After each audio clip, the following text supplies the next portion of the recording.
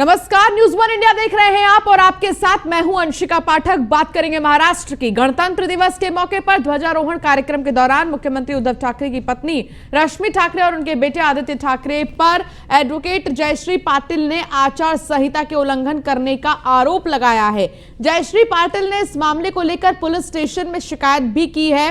आरोप है कि ध्वजारोहण के समय रश्मि ठाकरे ने तिरंगे को सैल्यूट नहीं किया और आदित्य ठाकरे को भी नियमों के खिलाफ रेड कारपेट पर बुलाया गया। मामले में लोकायुक्त के पास भी शिकायत दर्ज कराई गई है। जयश्री पाटिल ने कहा कि ध्वजारोहण के समय रश्मि ठाकरे ने तिरंगे को सैल्यूट नहीं किया था। यह आचार संहिता उल्लंघन करने का मामला बनता है। शिकायतकर्ता एडवोकेट जयश्री पाटिल ने कहा है कि सीएम उद्धव ठाकरे ने तिरंगे को सलामी देते समय सिर पर गांधी टोपी नहीं पहनी थी। इस पर मेरा कोई आक्षेप नहीं है। उन्होंने कहा कि गणतंत्र दिवस पर रेड कारपेट पर जो भी गणमान्य उपस्थित होते हैं उन्हें बिना किसी को पूछे भी तिरंगे का अभिवादन करना होता है, लेकिन सीएम की पत्नी ने तिरंगे को सलामी नहीं दी। क्या उन्हें संविधान मान्य नहीं है?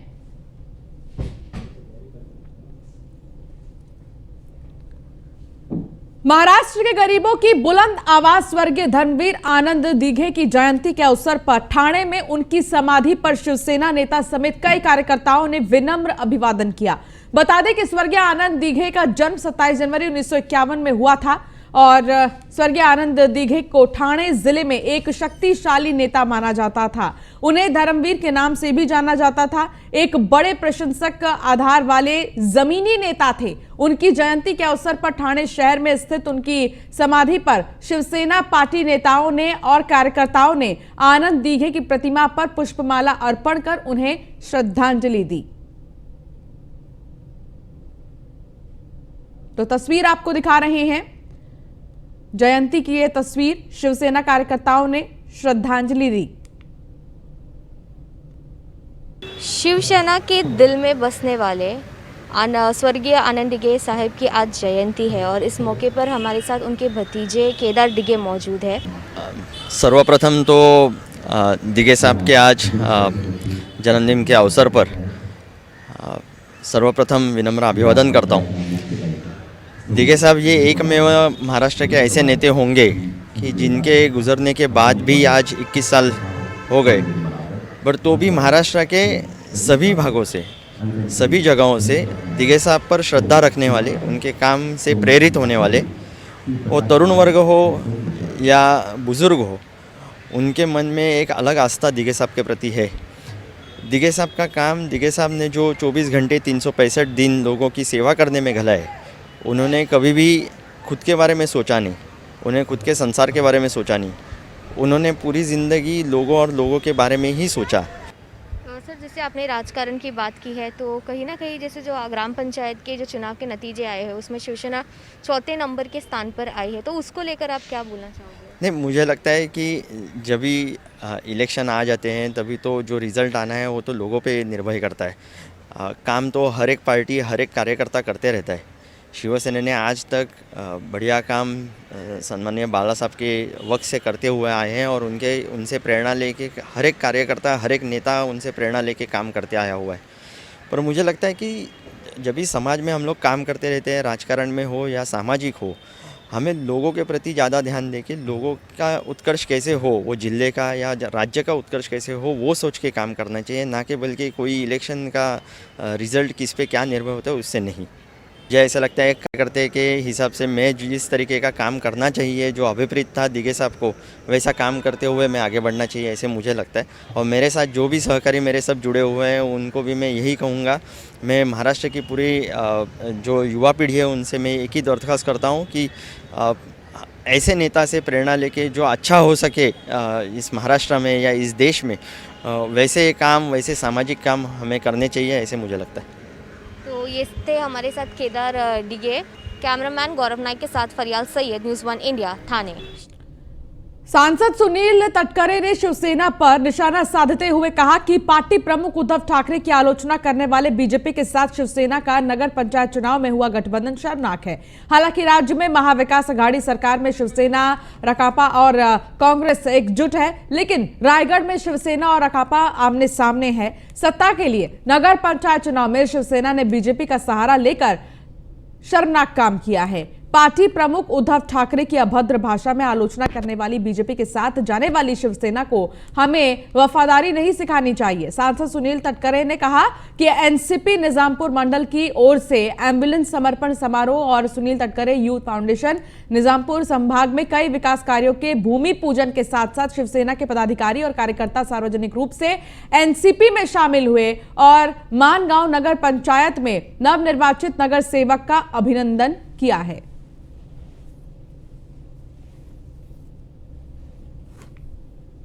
कि महाराष्ट्र में जब सत्तांतर हो गया, आदरणीय पवार साहब के नेतृत्व में सोनिया जी की सहमति से राज्य के मुख्यमंत्री भगवान उद्धव जी ठाकरे इनकी सहमति से जब राज्य में महाविकास आघाड़ी की गठन वहाँ पे हो गई, सरकार वहाँ पे आ गया, हमने लगातार ये कोशिश की कि राज्य में जैसी विचारधारा विकास के लिए एकत्रित आ गई है, वैसी विचारधारा से अनुरोध करके जिले में भी हम उस तरह से काम करेंगे। शायद नगर पंचायत के चुनाव में वो पॉसिबल नहीं हो गया, आने वाले चुनाव है, नगर परिषद के चुनाव है, जिला परिषद पंचायत समिति के चुनाव है, हम तो कोशिश करते रहेंगे कि महाराष्ट्र में। मुंबई के मलाड स्थित मालवानी के टीपू सुल्तान मैदान का उद्घाटन करने पहुंचे पालक मंत्री असलम शेख ने बताया कि सबसे पहले बीजेपी ने ही टीपू सुल्तान का नाम मुंबई में रखा था। शेर मैसूर टीपू सुल्तान नाम इस मुंबई शहर में सबसे पहले 2011 में भारतीय जनता पार्टी के नगर सेवक ने देने का काम किया। उसके बाद 2013 में भी जहां तक का मुझे मालूमात है कि इस तरीके का नाम जो है वीर टीपू सुल्तान मार्ग, ये भी भारतीय जनता पार्टी के देने का काम हुआ। मैं एक मैदान जो पिछले 15 सालों से टीपू सुल्तान के नाम से चल रहा है, वो पास हुआ है नहीं हुआ मुझे पता नहीं, लेकिन मैंने उसके अंदर जो प्लेग्राउंड बनाया, जो बास्केटबॉल के लिए बनाया, जो उसके अंदर वॉलीबॉल के लिए बनाया, जो बैडमिंटन के लिए कोर्ट बनाया, उसका उद्घाटन लोगों तक नहीं पहुंचे, इसलिए नामों के विवाद में ये पहुंचाना चाहते हैं। आज़ादी से पहले एकमेव राजा जिसने अंग्रेजों के साथ लड़ते हुए अपनी जान दी है, वो है शेर मैसूर टीपू सुल्तान। अब उस नाम को लेके 70 साल तक का कभी विवाद नहीं हुआ। 70 साल तक का सभी राज्यों ने अपने अपने चौक, अपने अपने रोड, म्यूजियम, बहुत सारी चीज़ें उनके नाम से की।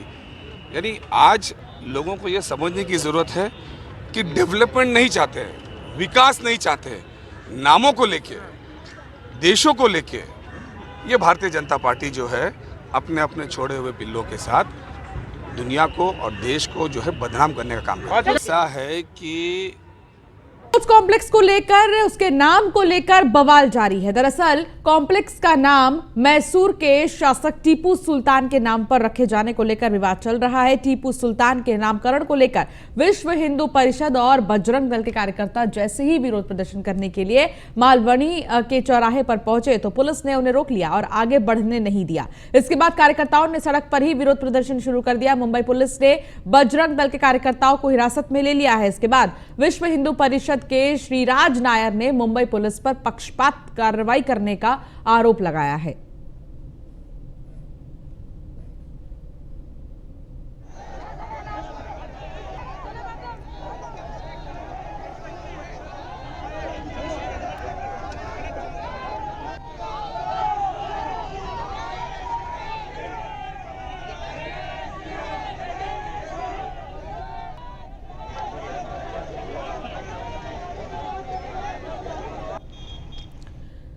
महाराष्ट्र निगम चुनाव में कांग्रेस को बड़ा झटका लगा है। नासिक जिले के मालेगांव शहर से 28 पार्षदों ने राष्ट्रवादी कांग्रेस पार्टी का दामन थाम लिया है।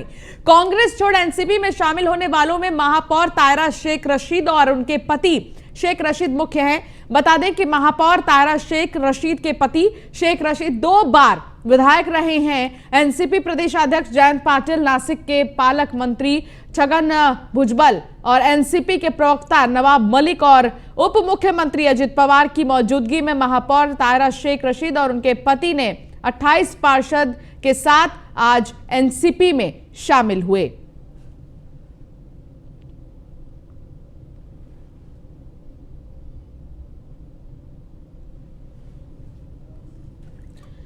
मुंबई के मालाड में टीपू सुल्तान के नाम पर स्पोर्ट्स कॉम्प्लेक्स का नाम रखे जाने पर विवाद जारी है। बीजेपी की ओर से इस पर लगातार आपत्ति जताई जा रही है।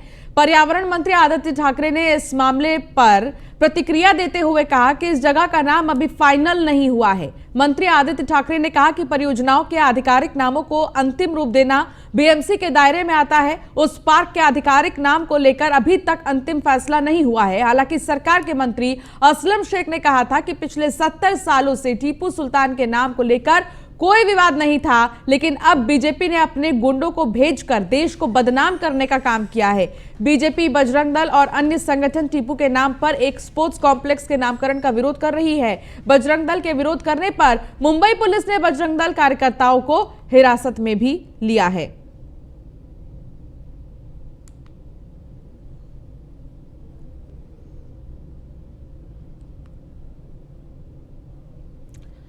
बीजेपी विधायक नितेश राणे की मुश्किलें बढ़ती जा रही हैं। सुप्रीम कोर्ट में चल रहे मामले में कोर्ट ने राणे को 10 दिन के अंदर सरेंडर करने का आदेश दिया है। राणे को अगले 10 दिनों में जिला अदालत में पेश होने का आदेश दिया गया है। तब तक उन्हें राज्य पुलिस से गिरफ्तारी सुरक्षा मिली हुई है।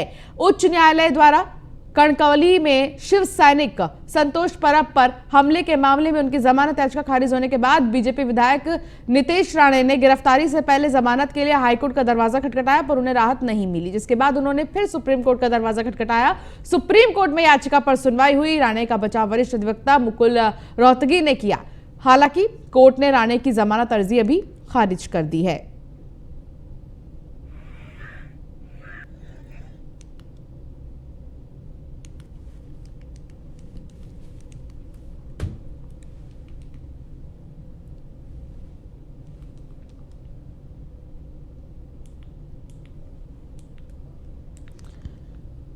बुल्ढाना जिले के खाम गांव में अर्जन खिमजी स्कूल के 22 शिक्षक एक ही समय में कोरोना से संक्रमित पाए गए हैं। बताया जा रहा है कि स्कूल में 5000 छात्र पढ़ाई कर रहे हैं, जबकि इस स्थान पर 148 शिक्षक कार्यरत हैं। इनमें से 22 शिक्षक एक ही समय में कोरोना से संक्रमित हो गए हैं। 113 शिक्षण कर्मचारियों की कोरोना रिपोर्ट प्राप्त हुई है। बताया जा रहा है कि बुल्ढाना जिले में कोरोना का हॉट स्पॉट बनता जा रहा है, जिससे छात्रों के परिजनों में डर का माहौल है। तो परिजन डर रहे हैं क्योंकि कोरोना के केसेस लगातार सामने आ रहे हैं। अब इसको लेकर डर का माहौल लोगों में है।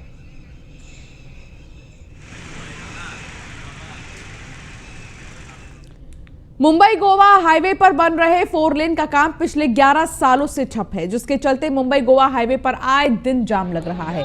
बता दें कि हाईवे को 4 लेन करने का काम पिछले 11 सालों से ठप है। हालांकि केंद्रीय मंत्री गडकरी की ओर से आश्वासन दिया जा रहा है। स्थिति यह है कि ठेकेदार और अधिकारी आदेश के बावजूद अनसुना कर रहे हैं। राजमार्ग के पूरा होने के लिए लोगों को अभी कई सालों का इंतजार भी करना पड़ सकता है। पुलिस ने हाईवे जाम कर रहे शिव सैनिकों को हिरासत में ले लिया।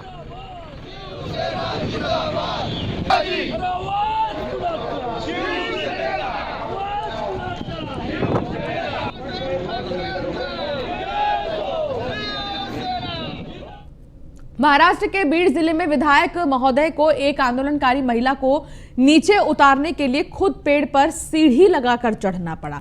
दरअसल एक महिला अपनी विभिन्न मांगों को लेकर पेड़ पर चढ़ गई थी। कई लोगों ने उसे बहुत मनाने की कोशिश की, लेकिन महिला किसी भी बात को मानने के लिए तैयार नहीं थी। आखिरकार खुद विधायक संदीप क्षीरसागर ने महिला को मनाने का फैसला किया और वो सीढ़ी लगाकर पेड़ पर चढ़ गए। काफी मान मनोबल के बाद महिला नीचे उतरने को तैयार हुई। एमएलए के आश्वासन के बाद महिला ने अपना आंदोलन भी खत्म कर दिया। बता दें कि बीड़ नगर परिषद में काम करने वाली महिला ने पेड़ पर चढ़कर अपना आंदोलन शुरू किया।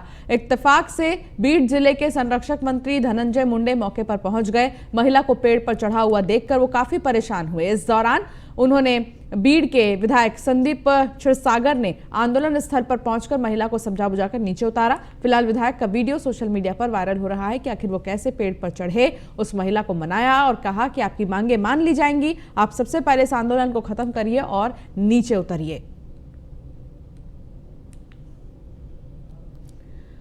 नागपुर जिले के उमरेड और कुही तालुका के कुछ गांव में बंद शामियाने में कार्यक्रम की आड़ में अश्लील डांस कराए जाने के मामले में उमरेड पुलिस स्टेशन में केस दर्ज किया गया है। बता दें कि ब्राह्मणी गांव में सामाजिक कार्यक्रम के नाम पर हुए अश्लील डांस के मामले में 12 आरोपियों को पुलिस ने गिरफ्तार कर सेंट्रल जेल भेज दिया है, जबकि एक आरोपी उप सरपंच को पुलिस ने गिरफ्तार कर कोर्ट में पेश किया है। यह भी बताया जा रहा है कि इस पूरे मामले में उमरेड पुलिस के कुछ अधिकारियों की भूमिका संदिग्ध है। फिलहाल न्यूज़ 1 इंडिया संवाददाता राहुल गुप्ता ने ब्रह्मणी गांव के लोगों से इस मामले को लेकर खास बातचीत की। ग्रामीणों का क्या कुछ कहना था, आपको सुनाते हैं।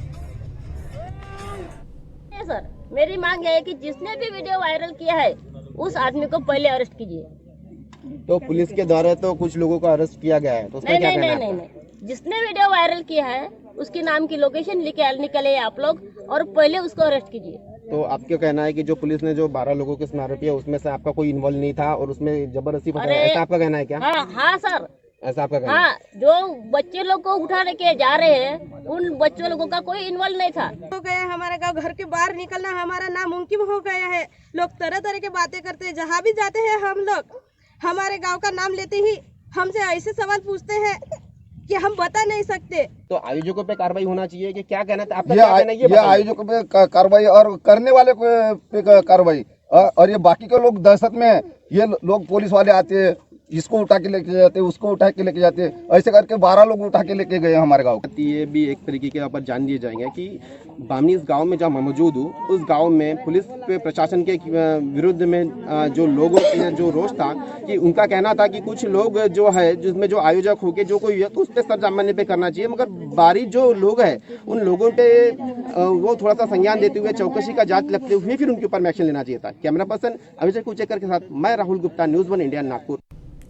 औरंगाबाद में किन्नरों ने एनजीओ और राज्य सरकार के खिलाफ जमकर विरोध प्रदर्शन किया। किन्नरों का आरोप है कि आस्था बहुउद्देशीय संस्था जो पुरुषों और ट्रांसजेंडर महिलाओं के बीच एचआईवी परीक्षण के लिए काम करती है, जिसमें बड़े पैमाने पर भ्रष्टाचार किया जा रहा है, संस्था चालक पर आरोप लगाते हुए किन्नरों ने कहा कि जांच के नाम पर सिर्फ पेपर पर चेकअप और मेडिकल सुविधाएं मुहैया कराई जा रही हैं और बगैर डॉक्टरों की ओर से चेकअप किए रिपोर्ट भेजकर पैसा गबन किया जा रहा है। बताया जा रहा है कि संस्था में कुल 26 लोग काम कर रहे हैं, जिसमें से 22 लोगों के बारे में कोई भी जानकारी नहीं है। तो वहीं आस्था बहुउद्देशीय संस्था की अध्यक्ष हेमलता सोनावने ने किन्नरों के इस आरोप को बेबुनियाद बताया है। बता दें कि पिछले दिनों न्यूज़ 1 इंडिया की ओर से औरंगाबाद में चल रहे सखी वन स्टॉप सेंटर में हुए भ्रष्टाचार का खुलासा किया था। सरकार द्वारा किन्नरों के लिए कुछ योजनाएं बनाई गई हैं, जिसके तहत एनजीओ के थ्रू किन्नरों के जो टेस्ट होते हैं या जो दूसरी सुविधाएं होती है उनका काम दिया गया है, पर इस काम के अंदर भी हो रहा है भ्रष्टाचार। आप आगे पीछे देख सकते हैं कि औरंगाबाद में किन्नर समाज के लोग जमा हुए हैं और एक आंदोलन कर रहे हैं और वहाँ उनसे ही जानते हैं कि पूरी मामला क्या है। ये जो औरंगाबाद जिले में अस्तित्व महिला बहुउद्देशीय संस्था जो काम कर रही है, इनकी ये जो काम कर रही है सब पूरा डुप्लीकेट काम है इनका। इनके ऑफिस में जो भी वर्कर इन्होंने रखे हैं ये पूरे कागजों पे खाली और इनके रिश्तेदारों के नाम है इसमें। ये जो भी हिजड़े हैं यहाँ के जो भी किन्नर है इनका कोई भी नाम नहीं है इसमें। आप क्या कहेंगे? इस बात पे बोलना ये है कि हम लोग यहाँ पिछले मैं भी उनके साथ में बहुत दिनों से काम करता था और अभी भी करता हूँ, ऐसा नहीं है, लेकिन वो लोग के ऊपर मैंने ऑब्जेक्शन उठाया है और मैंने जब बोला है कि भाई आप इतने लोगों के लिए आ रहा है पैसा तो बाकी के लोग कहाँ हैं। तो आप देख सकते हैं कि सरकार अच्छी अच्छी योजनाएं लेकर आती है, पर फिर भी कुछ जो एनजीओ वाले हैं इस पैसे में भी सेंध लगा रहे हैं और जो किन्नरों के हक का पैसा है खुद के रिश्तेदार काम पे दिखाकर उसे अपने आप साइड में लेके खा रहे हैं। ऐसे एनजीओ के ऊपर कार्रवाई हो, यही मांग को लेकर और ये जो आंदोलन किया गया है। कैमरामैन आनंद के साथ मैं Kapil Jaiswal, news 1 India, Aurangabad. Mumbai crime branch की टीम की ओर से नकली नोटों के कारोबार करने वाले रैकेट का भांडाफोड़ किया गया है। क्राइम ब्रांच यूनिट 11 ने 7 लोगों के साथ 7 करोड़ की 2000 रुपए की फेक इंडियन करेंसी को जब्त किया है। साथ ही इनके पास से लैपटॉप, मोबाइल, कैश, गाड़ी और भी बहुत सारी चीजें बरामद हुई हैं। बताया जा रहा है कि नकली नोट मुंबई से लेकर दूसरे गैंग को बेचे जाते थे, जिसके बाद बाजार में भुनाकर असली नोट में इन्हें बदला जाता था, सर्कुलेशन में लाया जाता था। फिलहाल मुंबई क्राइम ब्रांच की टीम ने सभी 7 आरोपियों को कोर्ट में पेश कर 31 जनवरी तक के लिए पुलिस कस्टडी में भेज दिया है। हाँ, ये डुप्लीकेट नोट 7 करोड़ का है, 2000 की नोट है और ये चेक नाके पे दहीसर चेक नाके पे पकड़ा है उसको अंधेरी से वो आने वाले थे और वो नेशनल पार्क पे हमारी एक टीम थी और दूसरा टीम चेक नाके पे थी। वो ओला कार वहाँ पे दबोच लिया और उसमें से वो बरामद। महाराष्ट्र के पालघर जिले में चिंचनी बीच पर कार से 8 लोगों को कुचलने का मामला सामने आया है। बताया जा रहा है कि हादसे में एक महिला की मौके पर ही मौत हो गई है, जबकि कई घायलों की हालत गंभीर बनी हुई है। सभी घायलों का बोईसर के आनंद अस्पताल में इलाज चल रहा है। घटना के बाद स्थानीय लोगों ने घूमने आए पर्यटकों के गाड़ियों को घेर कर जमकर तोड़फोड़ की। हालांकि पुलिस ने हादसे के बाद तत्काल आरोपी समेत कार चालक को हिरासत में ले लिया है। मुंबई के ईस्ट बांद्रा में एक 5 मंजिला इमारत धराशायी हो गई। सूचना पाकर मौके पर पहुंची दमकल की 5 गाड़ियों ने और 6 एम्बुलेंस ने राहत बचाव कार्य शुरू किया। इस दौरान दमकल की टीम ने हादसे में घायल 7 लोगों को सुरक्षित बाहर निकाला है। गंभीर रूप से 2 घायलों को अस्पताल में ही भर्ती किया गया है। बता दें कि इससे पहले दक्षिण मुंबई में एक 20 मंजिला आवासीय इमारत में भीषण आग लगने की घटना सामने आई थी, जिसके बाद अब इमारत गिरने का मामला सामने आया है। उत्तर भारत में हुई बर्फबारी का असर अब महाराष्ट्र में भी देखने को मिल रहा है। महाराष्ट्र, मराठवाड़ और विदर्भ में ठंड का कहर देखने को मिल रहा है। माया नगरी मुंबई में भी सर्दी का मौसम आ गया है। एक तरफ जहां मुंबई का न्यूनतम तापमान 21 डिग्री दर्ज किया गया, तो वहीं नासिक जिले में निफाड में पारा 4.6 डिग्री सेल्सियस तक पहुंच गया, जबकि उत्तर महाराष्ट्र के नंदुरबार जिले में चौथे दिन भी ठंडी का प्रकोप देखने को मिला है। तापमान 5.5 डिग्री सेल्सियस चला गया, जिसका असर सामान्य जनजीवन पर पड़ता हुआ नजर आ रहा है। तो वहीं अकोला जिला में भी 10 डिग्री सेल्सियस टेम्परेचर रिकॉर्ड किया गया है। इसी प्रकार ठंडी का प्रकोप जारी है। राज्य के सीमावर्ती जिले धुले में भी तापमान में भयंकर गिरावट देखी गई। सिंगर लता मंगेशकर कोरोना से संक्रमित होने के बाद बीते कई दिनों से मुंबई के ब्रीच कैंडी अस्पताल में है। लता की उम्र को देखते हुए डॉक्टरों ने उन्हें आईसीयू में ही रखा है। अब हाल ही में लता मंगेशकर की रिश्तेदार रचना ने कहा कि रोज रोज दीदी की हेल्थ अपडेट देना परिवार के लिए मुश्किल हो रहा है। रचना का कहना है कि लता दीदी के हेल्थ को लेकर फैमिली की तरफ से 28 जनवरी को अपडेट किया जाएगा। रचना ने कहा कि हर रोज अपडेट देना कठिन है। 92 साल की लता मंगेशकर को कोरोना और निमोनिया के कारण 8 जनवरी को अस्पताल में भर्ती किया गया। फैंस भी उनके जल्द ठीक होकर घर वापस लौटने का इंतजार कर रहे हैं और दुआएं भी। एक्ट्रेस मौनी रॉय और दुबई बेस्ड बिजनेसमैन सूरज नाम्बियार शादी के बंधन में बंध गए हैं। दोनों ने गोवा में आज सुबह ही अपनी फैमिली, क्लोज फ्रेंड्स और कई सेलिब्रिटी की मौजूदगी में मलयाली रीति रिवाज से शादी की है। अब दोनों की शादी की खूबसूरत फोटोज और वीडियो सोशल मीडिया पर तेजी से वायरल हो रहे हैं। मौनी और सूरज की प्री वेडिंग सेरेमनी भी गोवा में ही हुई है। उनकी हल्दी, मेहंदी और संगीत की फोटोज भी सोशल मीडिया पर अब तेजी से वायरल हो रहे हैं।